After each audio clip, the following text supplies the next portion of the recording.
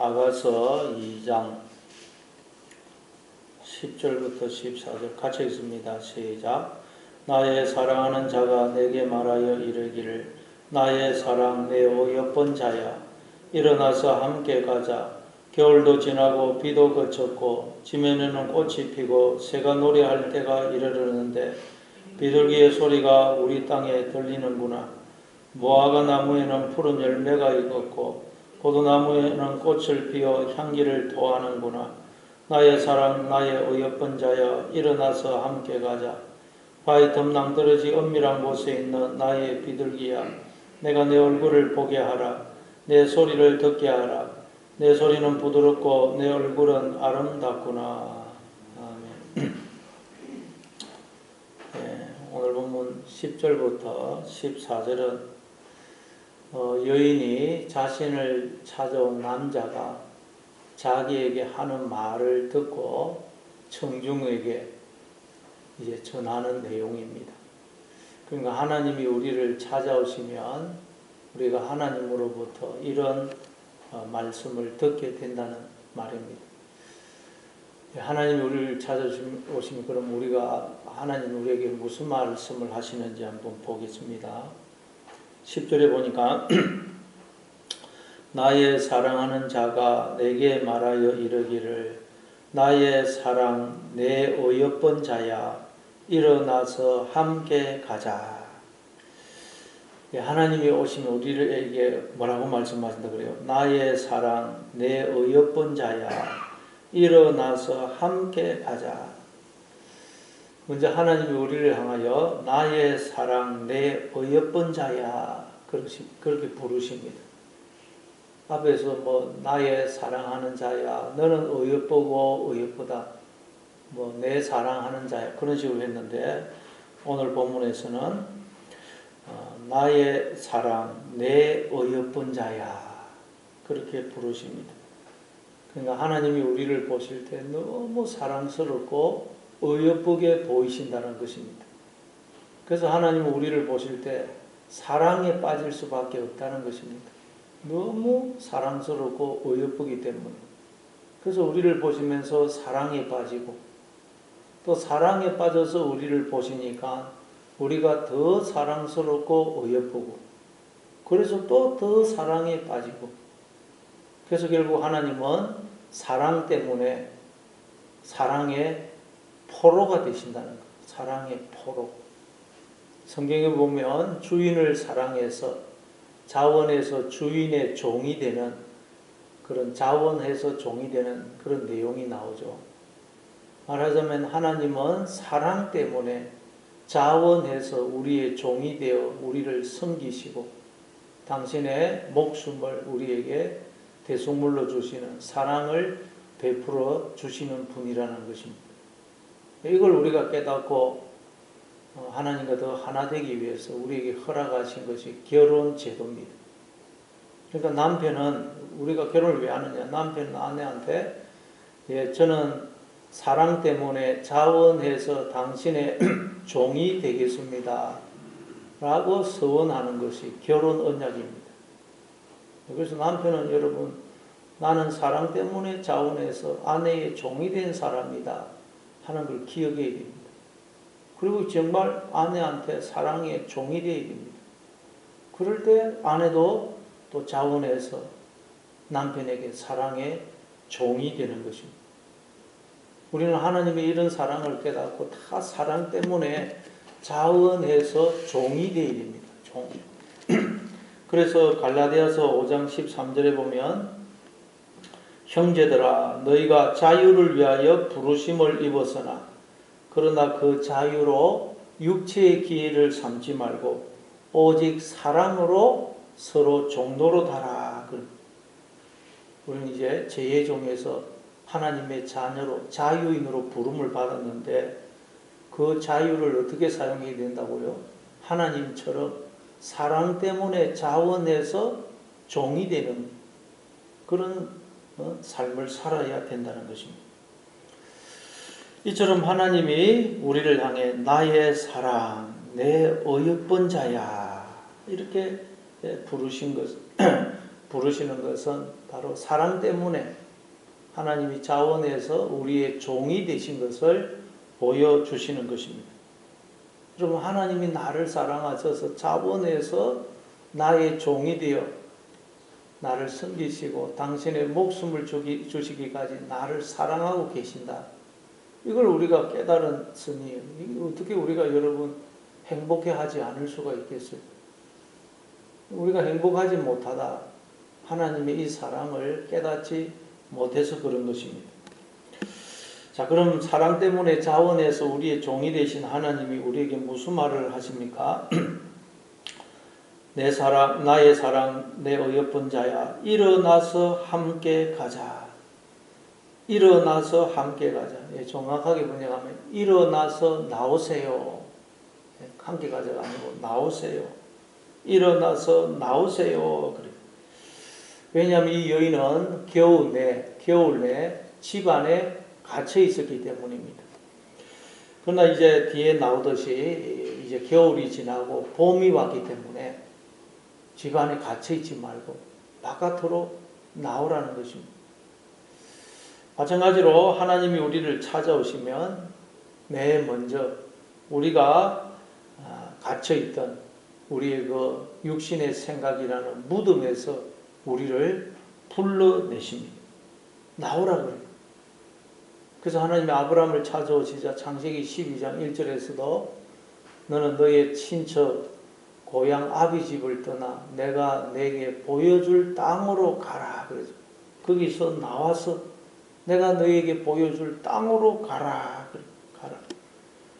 아브라함이 떠나야 될, 나와야 될 그 친척 고향 아버지 집은 뭘 상징합니까? 지금까지 하나님 없이 살던 그 삶, 내가 나의 주인이 되어 살아가던 그 삶의 방식, 가치관, 세계관에서 나오라는 것입니다. 그리고 하나님이 보여주시는 땅이란 뭡니까? 이제 하나님을 주인으로 모시고 하나님의 다스림을 받고 하나님과 함께 살아가는 새로운 삶의 방식, 즉 하나님의 세계를 향하여 길을 떠나라는 것입니다. 하나님의 세계를 향하여 나오라는 것입니다. 우리는 자꾸 나와야 됩니다. 자꾸 날마다 나와서 하나님의 세계를 향해 계속 길을 떠나야 돼요. 왜냐하면 우리는 틈만 나면 애굽으로 또 돌아갑니다. 이스라엘 백성들이 틈만 나면 애굽으로 돌아가려고 하지 않았습니다. 어느 순간 우리는 내가 나의 주인이 되어서 살던 그 삶으로 또 돌아가 있어요. 계속 우리는 거기서 나와서 하나님이 주인이시고 주인으로 모시고 그 하나님의 다스림을 받는 삶, 하나님과 함께 살아가는 그 삶, 즉 하나님의 세계를 향하여 자꾸 길을 떠나야 되는 것입니다. 이게 출애굽입니다. 출애굽. 그래서 에스겔서 37장 12절에도 보면 그러므로 너는 대언하여 그들에게 이르기를 주 여호와께서 이같이 말씀하시기를 내 백성들아 내가 너희 무덤을 열고 너희로 거기에서 나오게 하고 이스라엘 땅으로 들어가게 하리라. 내 백성들아 내가 너희 무덤을 열고 너희로 거기에서 나오게 한즉 너희는 내가 여호와인 줄 알리라. 내가 또 내 영을 너희 속에 두어 너희가 살아나게 하고 내가 또 너희를 너희 고국 땅에 두리니 나 여호와가 이 일을 말하고 이룬 줄을 너희가 알리라. 여호와의 말씀이니라. 하나님이 우리가 갇혀있던 무덤을 열고 거기서 우리를 끄집어내어 이스라엘 땅으로, 즉 하나님의 세계 안으로 들여보내실 것이라고 말씀하십니다. 우리가 다 우리의 이 육신의 생각이란 무덤에 갇혀있거든요. 근데 하나님이 어떻게 우리를 무덤에서 나오게 하신다 그래요? 우리 속에 하나님의 영을 두심으로. 영이 곧 말씀이죠. 그러니까 우리에게 하나님의 말씀을 들리게 해서, 듣게 해서 우리를 무덤에서 끄집어 내신다는 것입니다. 그래서 요한복음 5장 25절에 보면 죽은 자들이 하나님의 아들의 음성을 들을 때가 온나니 곧 이때라. 듣는 자는 살아나리라. 그러시는 것입니다. 그래서 오늘 본문에도 보면 하나님이 찾아오셔서 여인을 향하여 나의 사랑, 내 어여쁜 자야, 일어나서 나오세요. 그래, 나오세요. 나오라 그럽니다. 여러분 오늘도 계속 하나님의 음성을 들으시고 말씀을 기억하심으로 내 육신의 생각이라는 그 무덤에서 나와 하나님의 세계 속으로 더 깊이 들어가시는 그런 하루가 되시기를 바랍니다. 또 11절에 이제 뭐라 그러냐, 나오라고 그러면서 뭐라 그러냐, 11절에 겨울도 지나고 비도 그쳤고, 겨울도 지나고 비도 그쳤다는 것입니다. 봄이 왔다는 것. 겨울은 죽음을 상징하죠. 겨울이 되면 뭐 나무도 풀도 땅도 그냥 막 죽은 것처럼 됩니다. 그리고 또 이 비도 그쳤다 그러는데 이스라엘 땅은 우기와 건기가 있는데 이 우기가 겨울입니다. 겨울의 우기입니다. 그래서 겨울에는 구름이 자주 끼어가지고 햇빛이 잘 안 보입니다. 그리고 춥고 폭풍이 불고 비바람이 몰아치고 눈이 오고 그렇습니다. 그런데 이제 겨울도 지나고 비도 그쳤다는 것입니다. 봄이 왔다는 거예요. 봄은 부활의 계절 아닙니까? 봄이 왔다는 거예요. 부활의 계절이 왔다는 거예요. 그런데 여러분, 항상 우리는 고난을 통과한 후에 영광에 이르게 되고 십자가의 죽음을 통과한 후에 부활에 이르게 됩니다. 그런데 주님이 이미 고난을 받으시고 십자가에서 죽으심으로 부활하셨죠. 우리는 그 주님 안에 있습니다. 주님 안에. 그래서 우리는 언제든지 무슨 일을 만나든지 어떤 행편에 있든지 그렇지, 나는 주님 안에 있지. 주님 안에서 이미 겨울도 지났고 비도 그쳤지. 부활의 세계가 내게 임했지.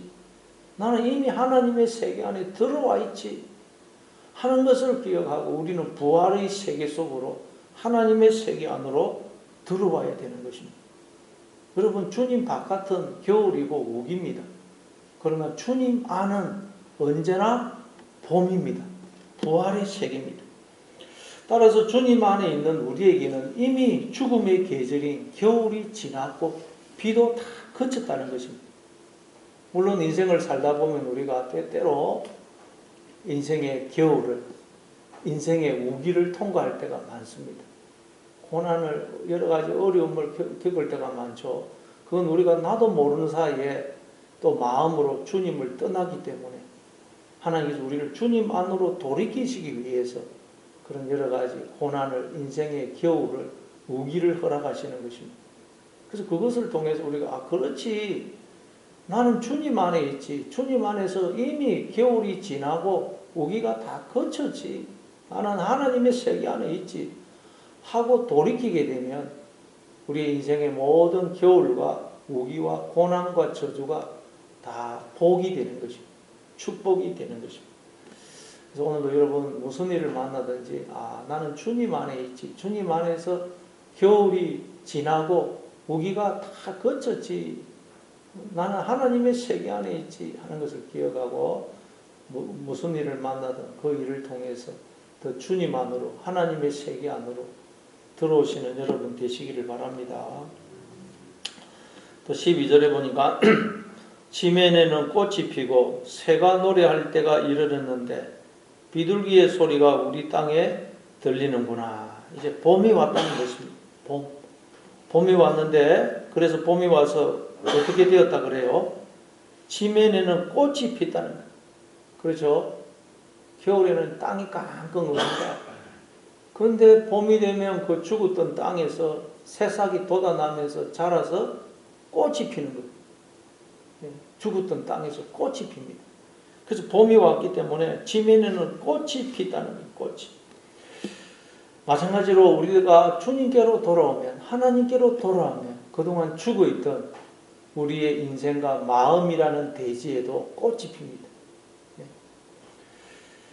이사야서 35장 1절 2절에 보니까 광야와 메마른 땅이 기뻐하며 사막이 백합화같이 피어 즐거워하며 무성하게 피어 기쁜 노래로 즐거워하며 레바논의 영광과 갈멜과 사론의 아름다움을 얻을 것이라.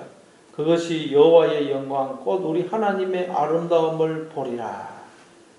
우리가 눈이 열리게 되면 하나님의 아름다움과 영광을 보게 될 것이라고 그래요. 그리고 우리가 하나님께로 돌아오면 온 세상이 하나님의 영광이라는 꽃으로 가득하게 됨을 우리가 보게 된다는 거예요. 무엇보다도 여러분, 하나님의 아름다움과 영광이 인간을 통해서 나타나고 있죠. 그러니까 여러분, 하나님의 아름다움과 영광이 인간이라는 꽃을 통해서 나타나고 있는 거예요. 인간은 여러분, 하나님의 아름다움과 영광을 드러내는 하나님의 꽃입니다. 하나님 나라의 꽃. 그래서 우리가 눈을 열리게 되면, 이야, 모든 인간들이 하나님의 아름다움과 영광을 드러내는 하나님 나라의 꽃이구나. 그걸 보게 돼요. 여러분, 사람을 볼 때 어떻게 보십니까? 또 징글징글하고 이렇습니다. 그러면 안 된다. 사람을 볼 때, 내 주변의 사람들을 볼 때, 이야, 하나님의 아름다움과 영광을 드러내는 하나님의 꽃이구나. 그렇게 보일 때 우리가 비로소 하나님의 자녀로 거듭난 것입니다. 그리고 또 뭐라 그래요? 새가 노래할 때가 이르렀는데 비둘기의 소리가 우리 땅에 들리는구나. 이제 새의 소리, 노래 소리가 들린다는 거예요. 새의 노래 소리. 지금까지는 모든 소리가 그냥 듣기 싫은 소음이었고 아우성 소리였어요. 그랬는데 이제 하나님께로 돌아오니까 모든 소리가 그냥 막 아름다운 노래 소리로 들리는 노래 소리. 노래 소리가 들린다는 거예요. 아가스라는 말이 여러분 노래 중에 노래고, 그런데 하나님이 원래 우리가 불러야 될 노래고, 우리가 또 하나님의 노래라 그러죠. 그래서 우리는 입술뿐만 아니라 우리의 인격, 성품, 삶을 통해서 하나님을 노래해야 하는 자들이 되어야 됩니다. 그런데 우리가 하나님께로 돌아오면, 귀가 열리면 이 세상이 무엇보다 인간들이 그 존재와 그 삶을 통해서 하나님을 노래하고 있음을 우리가 알게 된다는 거예요. 그래서 이제 부활의 세계가 왔고 봄이 왔고 하나님의 세계가 왔으니 그 너 생각 속에 갇혀 있지 말고 거기서 나와 하나님의 세계 안으로 들어오라는 것입니다. 하나님 우리를 찾아와서 하나님의 세계 안으로 나오라고 우리를 지금 초청하고 계시는 것입니다. 또 13절에 보니까 무화과 나무에는 푸른 열매가 익었고 포도나무는 꽃을 피워 향기를 토하는구나. 나의 사랑, 나의 어여쁜 자야, 일어나서 함께 가자. 또 이제 세 번째 봄이 왔다는 것을 무엇으로 설명합니까? 무화과 나무에는 푸른 열매가 익었다는 열매가. 요한복음 15장 5절에서 예수님이 나는 포도나무요 너희는 가지니 그가 내 안에 내가 그 안에 가면 사람이 열매를 많이 맺나니 나를 떠나서는 너희가 아무것도 할 수 없음이라 그랬죠. 우리가 하나님께 붙어 있기만 하면, 하나님께로 돌아오기만 하면 우리에게서 생명의 열매가 풍성히 맺히게 되는 것입니다. 그래서 우리가 하나님께 돌아오면 나에게서도 생명의 열매가 맺히고 모든 인간들을 통해서 하나님께서 당신의 열매를 맺고 계심을 우리가 보게 되는 것입니다. 그리고 우리가 그래서 하나님께로 돌아오면 우리는 하나님의 생명의 열매를 맺게 됩니다. 그리고 또 뭐라 그래요? 포도나무는 꽃을 피워 향기를 토하는구나. 포도나무가 또 꽃을 피워 향기를 토하고 있다는 것입니다. 고린도후서 2장 15절에 보면 우리는 그리스도의 향기다. 하나님의 향기라고 그러죠. 하나님은 우리를 통해서 당신의 냄새를 지금 바라고 계시다는 것입니다. 우리는 하나님이라는 향유를 담고 있는 향유 옥합입니다. 하나님의 향기를 바라는 하나님의 꽃이라는 것입니다. 우리 인간이. 그러기 위해서 이 향유를 바라기 위해서는 여러분 우리의 육이라는 그 사람이라는 옥합이 깨져야 돼요. 옥합이 깨질 때 우리에게서 하나님의 냄새, 하나님의 향기가 나는 것입니다. 그러면 내가 그 냄새를 맡고 먼저 내가 살아납니다. 우리가 좋은 냄새를 맡으면 얼마나 기분이 좋고 상쾌해집니까? 영혼이 살아나지 않습니까? 그래서 내가 하나님의 향기를 바라면 먼저 내가 그 냄새를 맡고 내가 살아나고 또 내 주변에 절망에 빠진 사람들이 그 냄새를 맡고 용기를 얻고 상처가 치유받고 죽은 자들이 살아나게 되는 것입니다. 그러나 내가 하나님의 냄새를 지금 맡고 있지 못하다. 그렇다면 또 내가 나의 주인이 되므로 내가 온갖 악취를 풍기고 있는 해칠한 무덤이 되어 있다는 걸 알아야 돼요. 그럼 빨리 우리가 하나님께 돌이켜야 됩니다. 여러분 지금 하나님의 냄새를 맡고 있습니까? 그래서 내가 그냥 살아나고 있어. 그러지 못하다면 내가 또 나의 주인이 되어서 내가 악취를 풍기는 무덤이 되어 있구나. 그래도 속히 돌이켜야 돼요. 그리고 또 이제 14절에 보니까 바위 틈 낭떠러지 은밀한 곳에 있는 나의 비둘기야, 내가 내 얼굴을 보게 하라. 내 소리를 듣게 하라. 내 소리는 부드럽고 내 얼굴은 아름답구나. 하나님 우리를 향하여 바위 틈 낭떠러지 은밀한 곳에 있는 나의 비둘기야. 그래, 비둘기. 나의 비둘기. 비둘기는 평화와 순결을 상징한다 그랬죠. 이 비둘기는 절대 사체는 먹지 않습니다. 항상 채소, 과일, 곡식 그것만 먹습니다. 그리고 이 비둘기는 항상 이 눈이 고정이 되어서 앞만 본다 그랬죠. 눈알을 이렇게 돌리지 않는다 그래요. 그러니까 여러분 우리도 항상 하나님이 주시는 영의 양식을 먹고 영의 생각, 믿음의 생각, 하나님의 생각을 해야 되고 항상 우리도 하나님만 바라봐야 돼요. 그때 우리는 순결한 하나님의 신부가 되는 것입니다. 그리고 우리를 두고 하나님이 뭐라 그래요? 바위 틈 낭떠러지 은밀한 곳에 있는 나의 비둘기야.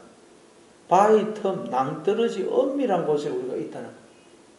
그러니까 우리가 있는 곳은 그 누구도 찾을 수가 없고 그 누구도 접근할 수가 없다는 거예요. 우리가 있는 곳은. 그러니까 오직 하나님만 우리가 있는 곳을 아시고 우리를 찾아오실 수가 있다는 것입니다. 그곳이 어디겠어요? 하나님의 품이고 하나님이라는 피난처입니다. 하나님의 날개 그늘 아래입니다. 우리는 다 하나님의 품 속에 있어요. 하나님이라는 피난처에 있고 하나님의 날개 그늘 아래 우리가 있다는 것. 그러니까 여러분 이 표현은 무슨 말이겠어요? 바위 틈 낭떠러지 은밀한 곳에 있는 나의 비둘기야. 이 말은 하나님은 우리를 보실 때 너는 오직 나만 바라보고 나만 사랑하는 순결한 나의 신부구나. 그런 말이에요. 다른 사람은 우리가 있는 거 있는지 아가씨들은 아주 여러분 함부로 바깥으로 놔돌아 다니면 안 되지 않습니까? 그러니까 여러분 하나님은 우리를 향해 너는 오직 나만 바라보고 나만 사랑하는 나의 순결한 신부구나 그러신다는 거예요. 우리를 찾아오셔서. 우리는 사실 여러분 고멜과 같은 엉뚱한 여인 아닙니까? 얼마나 우리가 영적으로 마음으로 불륜을 행합니까? 그런데도 하나님 우리를 찾아오셔서 너는 오직 나만 바라보고 나만 사랑하고 나에게만 마음을 주는 나의 순결한 신부구나. 세상에 너처럼 순결한 신부는 없다. 그러신다. 하나님 우리를 찾아 이런 말을 하시니 참 우리가 어떻게 이제 영적인 불륜을 행할 수 있겠어요? 하나님이 아닌 다른 것을 바라보고 다른 것을 하나님보다 우리가 더 사랑할 수 있겠습니까?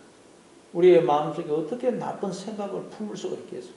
하나님 우리를 두고 이렇게 말씀하십니다. 그러면서 하나님이 또 뭐라 그래요? 내가 내 얼굴을 보게 하라. 내 소리를 듣게 하라. 내 소리는 부드럽고 내 얼굴은 아름답구나. 그래. 하나님이 나로 하여금 네 얼굴을 보게 하고 네 소리를 듣게 해다오. 너의 소리는 너무 부드럽고 네 얼굴은 아름답다 그래. 하나님은 항상 우리를 보고 계시고 우리의 음성에 귀를 기울이고 계시죠. 근데 이 말은 뭐냐? 너도 좀 나를 좀 봐. 그리고 나와 좀 이야기하자 이 말이에요. 하나님은 항상 우리를 보고 계시고 우리의 소리에 귀를 기울이고 계시는데 우리는 엉뚱한 걸 쳐다보고 늘 그냥 다른 소리에 귀를 기울이고 있거든요. 그래서 너도 나 좀 봐. 나하고 이제 이야기 좀 하자 이 말이에요. 사랑이란 서로를 기뻐하고 즐거워하는 거 아닙니까? 서로를 바라보면서 기뻐하고 즐거워하는.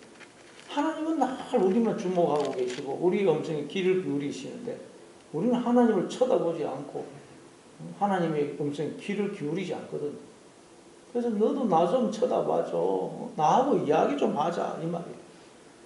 하나님이 이렇게 우리 사랑 때문에 그냥 우리의 종이 되어 계시는 것입니다. 그래서 오늘도 하나님은 나를 바라보시면서 나 좀 봐, 나하고 이야기 좀 하자 이렇게 늘 말씀하신다는 걸 알고 늘 하나님을 바라보시고 하나님의 음성에 귀를 기울이시고 그 하나님을 기뻐하고 절구하는 그런 삶을 살아가시는 하루가 되시길 바랍니다.